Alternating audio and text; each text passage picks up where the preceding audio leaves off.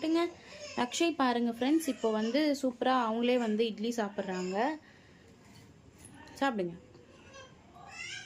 எவ்வளோ சீக்கிரம் ஃபினிஷ் பண்ணுறாங்கன்னு பாருங்கள். இட்லி எடுத்துடுறாங்க, சட்னி தொடுறாங்க, சாப்பிட்றாங்க.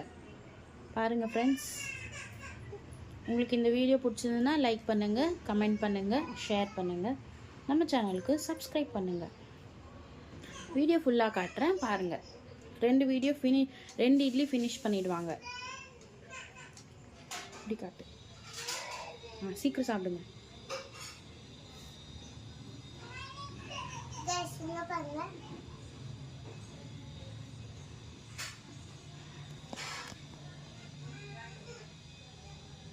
வாவ்,